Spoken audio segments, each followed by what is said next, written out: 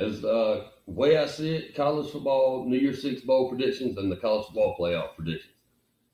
We're gonna get started with USC versus Ohio State. What you got?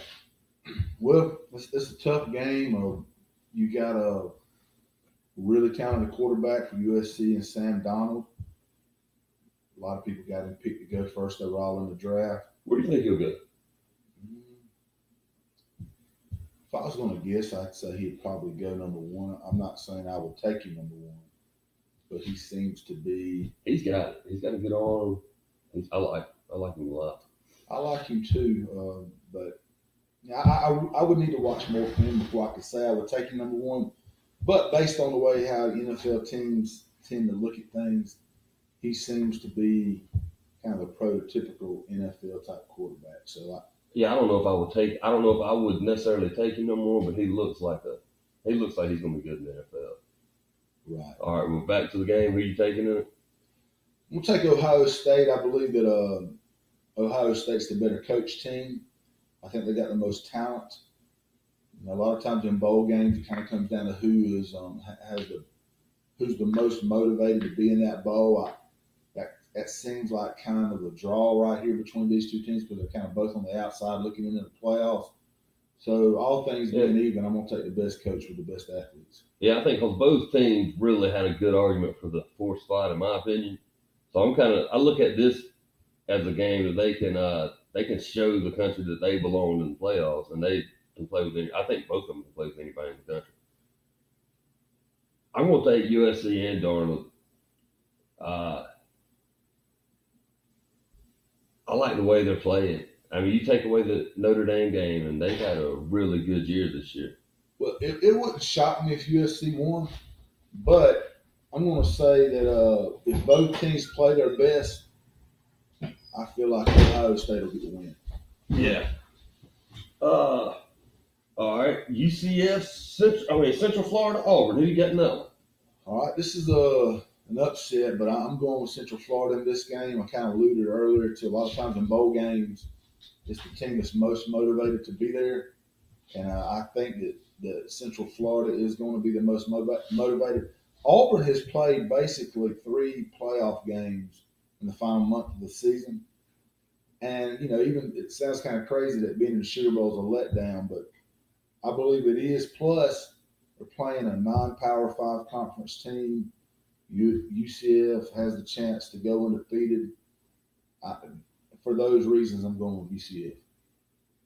Yeah, I think it's a Super Bowl for Central Florida, and for Auburn, it's a letdown bowl. Because,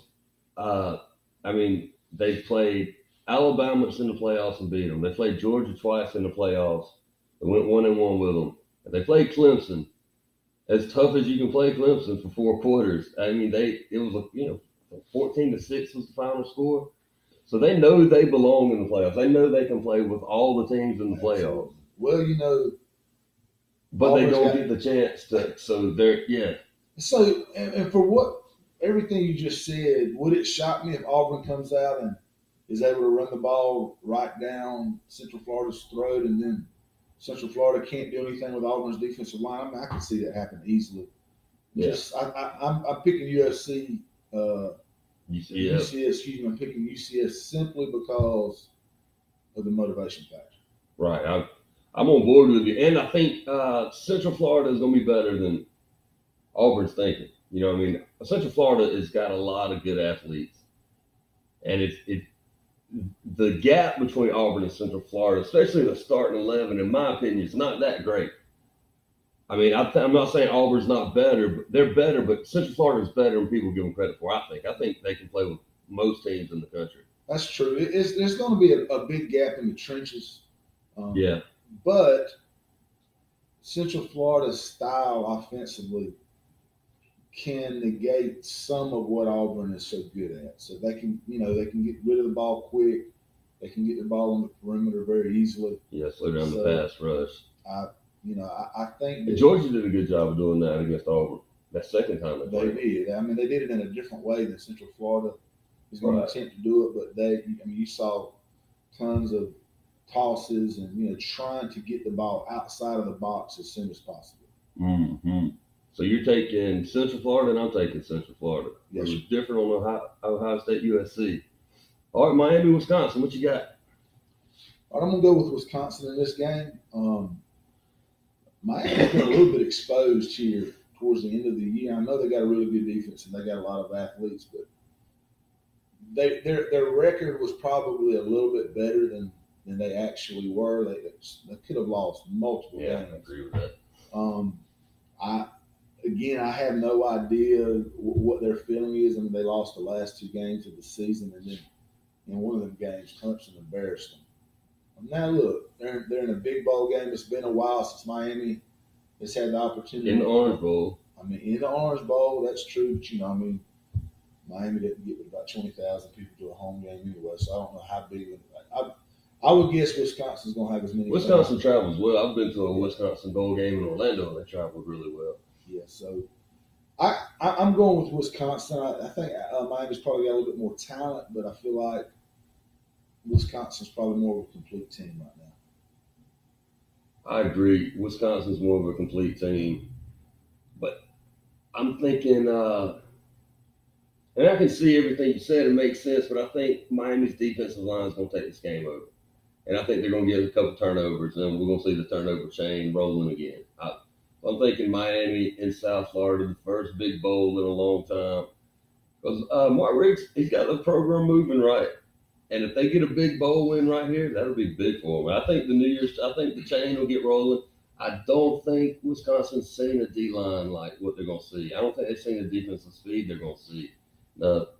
Ohio State, their team speed is going to be very comparable to Miami's. Yeah, Miami looks fast to me. I mean, just the teams I've seen play this year. I don't know from top to bottom on defense a faster team. Like they just look fast to me. I don't know. They look really fast to me. Well, I do want to touch on one thing you said about the turnover chain, and that's true. If Miami wins the turnover battle, they'll probably win the game. But Wisconsin doesn't really turn the ball over. No. And that's how Miami has.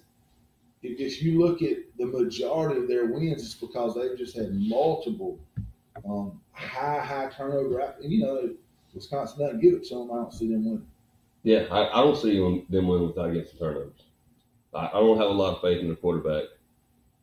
I like the running back. I like the wide receiving core. I'm really high on their D line and that defensive end. What's his name? Chad Thomas. Oh yeah. I'm really high on Chad Thomas. Oh no, he's special. He's special now. He's a pass rusher. Yeah. Wisconsin didn't throw it a whole lot. It's not a great matchup for Miami, but But I think Miami's D line is good enough to control the line of scrimmage. I think it's going to be real similar to when Wisconsin played LSU 3 or 4 years ago, and the first 3 quarters it was really tight. And I think Wisconsin actually lost their defensive tackle in that game. But by the fourth quarter, the LSU's D line had taken over. I'm kind of expecting something like that. It would surprise me. I do not think this Miami defense is as good as that LSU defense was. No, I don't either. This game, I went back and forth on. I originally was going with Wisconsin, but I'm thinking Miami in the Rose Bowl and the Orange Bowl. They're going to. Should be a good game. It'll be a good game. All right, Penn State, Washington. This is a tough one for me. Really tough because there's just a lot of good things going on in both schools right now. Yeah, I agree with you. They just seem to. They both seem to be headed in the right direction. Headed in the right direction. Went back and forth. I think Penn State probably has a little bit more talent. They definitely got the best player on the field. Yeah, I would agree with that. And they're running back. But as a rule, I don't like to pick against Washington's coach. Yeah, Peterson. Yeah, Peterson. He's not at all. I mean, and Penn State just lost their offensive coordinator. Yeah. So all that stuff plays into a bowl game. Penn State lost a really close Rose Bowl last year, one of the best games, the last 3 or 4 years to USC. They had Ohio State on the ropes this year. They have, they did. They're a good team. It would not shock me at all. I think that Penn State is a little bit better of a team. I do too. I don't believe in taking. I don't like to bet against Peterson unless he's way outmanned. That's and right. In this game, he's not way outmanned, so I'm going with Washington. I keep going back and forth on this game for all those reasons you say, but I've seen what Penn State does in big games with McSorley. McSorley answers the bell in a big game. He shows up to play. Saquon Barkley is a special running back. That being said, I'm going to go with Washington too because I think that they're more of a stable program right now with Penn State's offense coordinator leaving.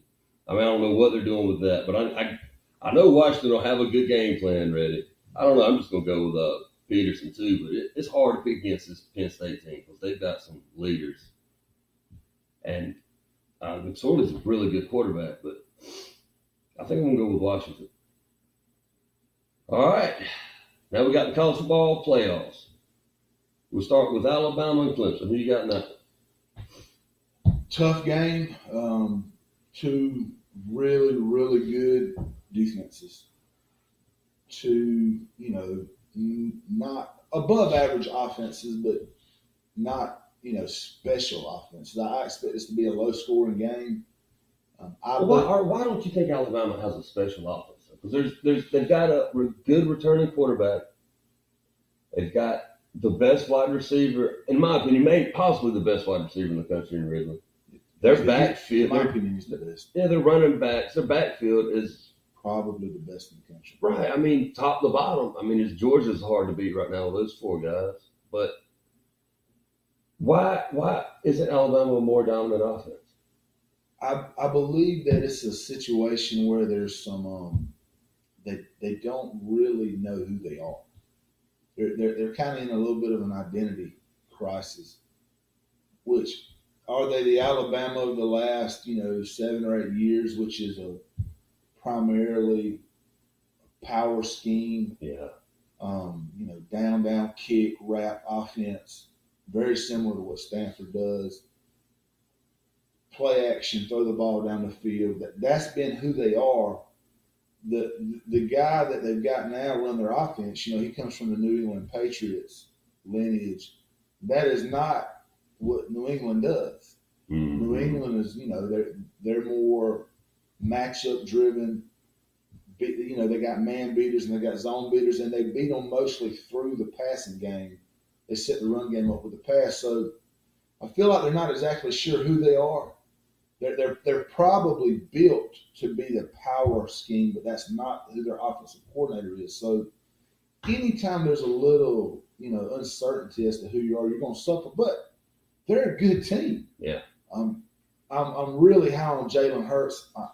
For whatever reason, it seems that Alabama fans can't stand him these days, but I believe he's really good. He's a big game player. He converts first downs. Great athlete. Seems like a really good kid. Like you said, they got a stable of backs, but I do expect it to be a low scoring game, and the reason is not so much because I believe Alabama's offense is just terrible. It's because I believe Clemson's defense is big time. Yeah. And I believe Alabama's defense is big time. I believe the best personnel group in the country is Clemson's D-line. Yeah. And it could be followed by Alabama's D-line. Yeah. You've got the two best D-lines in the country. Probably the two best defenses in the country. Right. So I'm going to go with Clemson. And the reason that I'm going to pick Clemson is this. I think that it's pretty even. They're not getting a whole lot of respect. And they're the champ. Yep. And when you're not respecting the champ, it's dangerous. Yep. I feel like everybody's thinking, Alabama snuck in and got into the playoffs. So everybody's thinking Alabama's going to win it, and they're overlooking Clemson, and I believe that's a big mistake. Well, Clemson's D-line is, I'm like you, it's the best position group in the country. Their receivers are still awesome, but Kelly kind of gets gun shy a little bit. Or he did against Florida State. He did against NC State, but he was really getting hit. I'm expecting Bama to put that type of pressure on him. He's going to get hit. Yeah, he's going to get hit. He's going to get hit in the mouth a lot. I think if you're comparing the two quarterbacks, Hurts has so much more poise. I expect both quarterbacks to get hurt. And I think it's going to depend on how the quarterbacks respond. Because Kelly against FSU, I think he responded with 4 turnovers, right? 2 inside the 10 and 2 interceptions, 1 interception really late. He did nearly the same thing against NC State. He played. I think Dabo said he thought it was the worst game he played all year. If they can protect Kelly, I think they will. I don't see him protecting Kelly. I'm thinking that he's going to have some crucial turnovers late. I don't think this is the Clemson team from last year. I'm not sold on Kelly yet. I think if Alabama can get in there and rough him up a few times, get some hits on him, they can get some turnovers. And if Alabama doesn't turn the ball over and Clemson does, I think Alabama will win the game. I agree with that. I definitely agree. Whoever wins the turnover battle is probably going to win the game. And I'm not sold on Kelly either, but I am sold on Clemson's defense. Right. And I'm sold on Clemson's program. They win close games. They do. They're, Dabo Swinney has done. I should say that now they beat FSU and NC State, and in that NC State game after he threw the interception, he came back for the last their last 2 drives and looked really well. Right. So he's not one that he'll throw an interception and he'll hang his head and pout. I mean, he comes back out and plays. It's going to be a good game. I don't know. I can see it going either way. I can see Clemson's D line. I don't see either team scoring much. I mean, if either team gets to 20, I think they'll win. That's kind of where I'm at with it. Well, Alabama wins a lot of games when they get off the bus.